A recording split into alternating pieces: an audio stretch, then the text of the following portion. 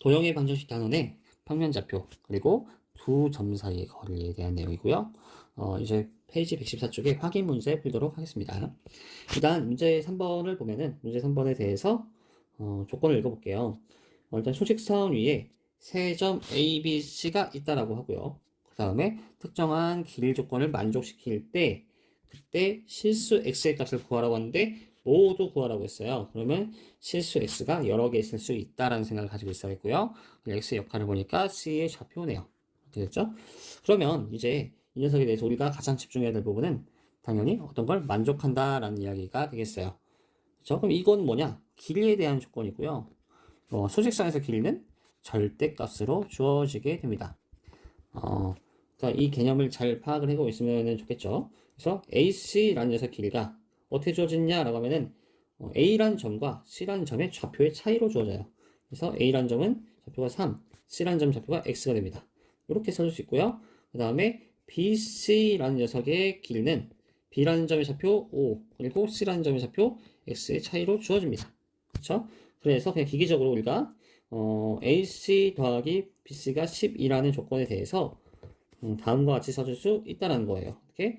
근데 여기서 이제 절대값 안에는 순서를 바꿔도 크게 문제가 없죠. 문제될 게 없죠. 이렇게 써줄 수 있다는 건데, 우리가 이렇게 절대값이 포함된 식에 대해서 보통은 경우를 분류를 하는데, 경우를 분류할 때 어떤 아무런 근거 없이 그냥 어떻게 하는 것보다는 어쨌든 기하적인 이미지를 가지고 가는 게 좋겠어요. 그래서 세 가지 경우를 나열을 해보겠습니다. 각각 3과 5를 기준으로 왼쪽에 있다, 사이에 있다, 오른쪽에 있다 이렇게 구분을 해볼 거예요. 만약에 P가 왼쪽에 있다라고 한다면 그렇죠? 이 거리가 어떻게 표현되느냐?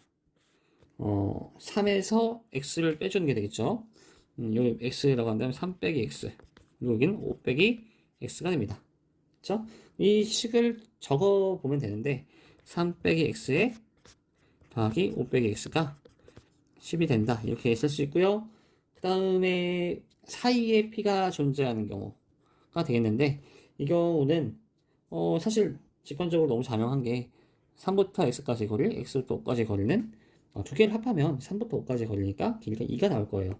하지만 수식으로 한번 작성을 해보면 x 빼기 3이 나올 거고 왼쪽에 그리고 오른쪽은 5 빼기 x가 될 거예요.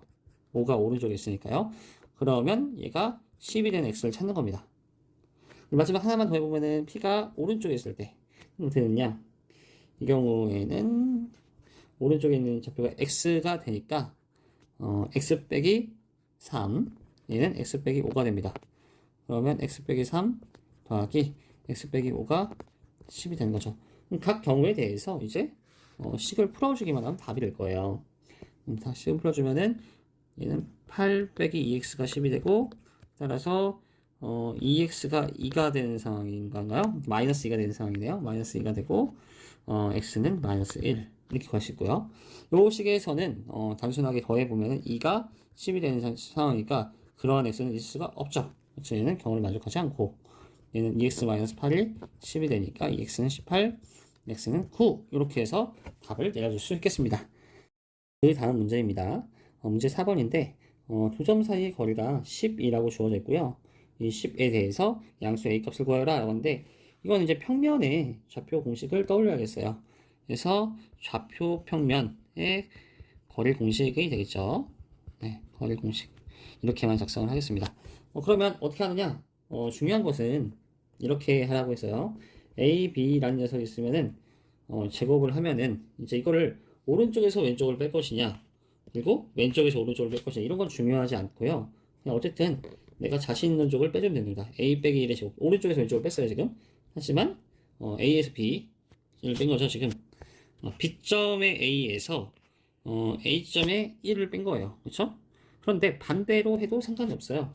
근데 Y에 대해서는 A점의 A, Y좌표 A, B점의 Y좌표 마이너스 1을 빼도 되겠습니다. 어차피 우리가 순서는 고려하잖아요. 절대값 안에서. 그러면 이제 자신 있는 방향으로 해주면 되겠죠? 그러면은 A제곱이 두 개 있고요. 앞에서는 마이너스 2, 뒤에서는 2에 나오는 게 지워지고 더하기 2가 되겠네요.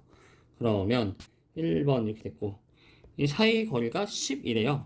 A, B가 10이니까 A, B의 제곱은 100이 되겠죠? 그렇죠? 이거 그대로 넣어주면 2a제곱 더하기 2가 100이 되는 사이니까 a제곱은 98을 2로 나누면 49가 되고요. 그렇죠? 따라서 a는 마이너스 7 또는 a는 7 나오는데 양수의 값 구하라고 했으니까 a는 7이 되겠네요. 네. 문제 5번 보도록 하겠습니다. 문제의 조건을 보면은 다양한 이야기들이 있어요. 뭐 삼각형도 있고 변 BC 중점 M도 있고 어떤 공식도 있어요. 하지만 이 문제를 푸는데 가장 중요한 것은 뭐 네모안에 알맞은 걸 차례 써넣으라는 얘기잖아요. 그러면 이 말 자체를 잘 어떻게 풀어야 되느냐 라고 하면 일단 지문을 잘 읽어야 돼요. 그리고 지문의 내용에서 앞의 내용으로부터 뒤의 내용이 왜 이게 이루어지는지 이유를 알면 좋고요. 그리고 의도를 알면 더더욱 좋겠습니다. 그래서 이 문제를 푸는데 앞의 내용을 이해하는 것보다 그 다음에 지문의 내용을 보고서 차근차근 따져주는 것이 제일 중요하겠습니다. 그럼 이제 지문의 내용을 보도록 할게요. 다음 그림과 같이 BC를 X축, 네, X축으로 하고 BC의 수직이동 분선을 Y축으로 했대요. 그렇죠? 그럼 M은 몇 콤마 몇이다. 근데 그림이 이미 있으니까 0,0이라고 답을 내리면 되는데 그림이 없어도 풀 수 있어야 되는 게 수직 이등분선이라고 했잖아요. 그리고 M은 뭐라고 했어요? 위에서 M은 중점이라고 이야기했어요. 그러니까 중점이 가운데 있는 거고요. 그렇죠? 중점이 가운데 있는 거고 BC를 수직 이등분한 녀석이라고 했으니까 결국에는 BC의 정가운데에 M이 있고 그 녀석의 Y축과 X축의 교점이다 이렇게 생각하시겠어요? 그러니까 0,0이 되는 거죠. 네, 그 다음에 A와 C의 좌표를 각각 이렇게 놨다라고 하는데 지금 C의 좌표가 10,0이잖아요. 그럼 왜 10,0 이렇게 있는 상태에서 B를 물어보느냐 라고 하면은 바로 이렇게 맨 위에 우리가 M이라는 걸 0,0에 놓은 이유가 되겠어요. 바로 대칭적으로 존재하게 하기 위해서입니다. C가 있고 B가 있으면은 C라는 녀석이 10,0이라는 좌표를 갖는다 라고 하면 얘는 반대로 마이너스 10,0 이렇게 되게 되는 거죠. 근데 일단은 이유를 따지는 것도 중요하지만 가만히 보면 의도가 보이는 게 더 중요하겠어요.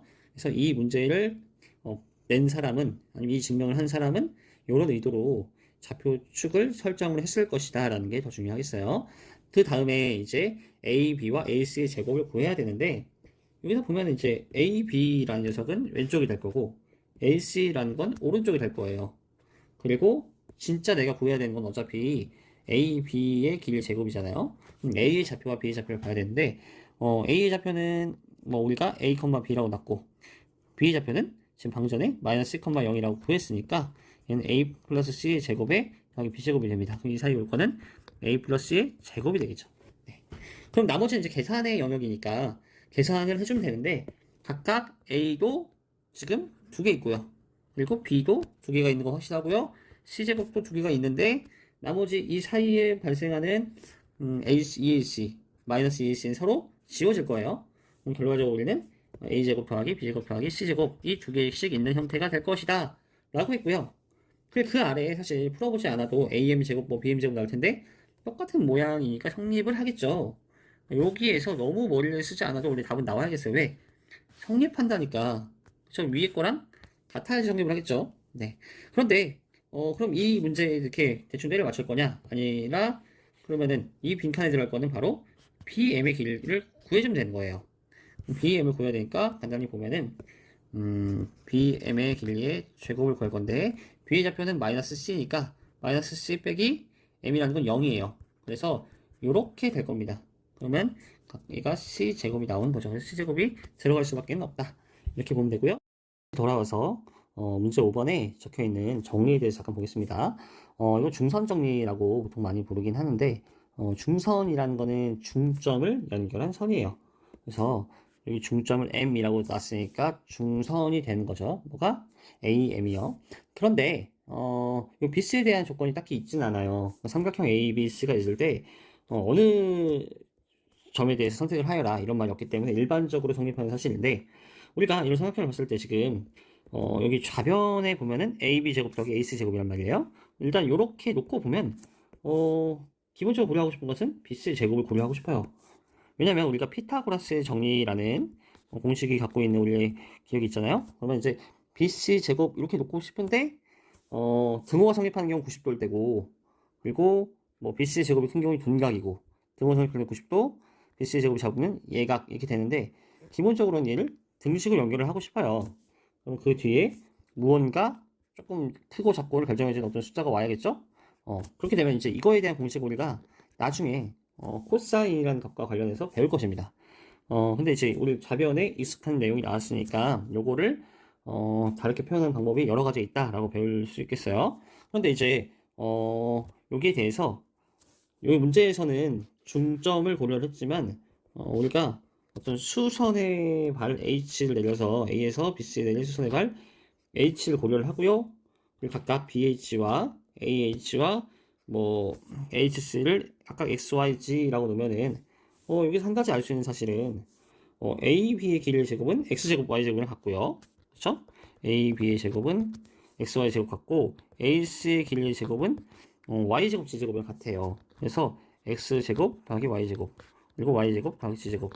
근데 요거에 대해서 이제 수식으로 표현을 해주면은 이제 깔끔하게 표현을 해주면은 이 녀석에 대해서 AH의 제곱이 두 번 있는 거고요. 그쵸? 여기까지는 알겠고 그 다음에 BH랑 그 다음에 HC가 한 번씩 있는 겁니다. 요거는 H가 수선일 때 수선의 발일 때 성립을 하죠.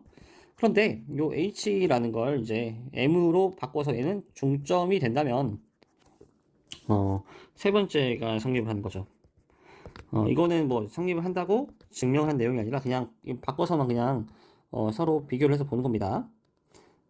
AM H만 지금 뭘로 바꿨어요? M으로 바꿨어요.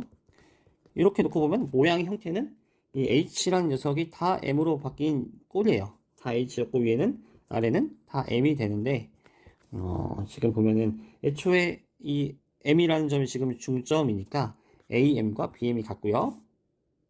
미안합니다. AM과 AM이 있고 지금 BM과 MC가 같겠죠? 네, 얘랑 얘는 같아. 중점이니까. BC의 중점이니까. 그래서 요게 2배의 AM의 제곱에 BM의 제곱 이렇게 써줄 수 있다라는 건데 이 식을 이렇게 줄여서만 볼 게 아니라 늘려서도 보면 좋을 것 같아요. 그러니까 이 식을 줄여서만 보는 게 아니라 각각의 하나의 요소에 대해서 요 중선이 있다라고 했을 때 두 번씩 있다라고 생각하는 게 아니라 이렇게 각각 제곱해서 더했다라고 보면 조금 더 이해하는 데 편할 것 같습니다.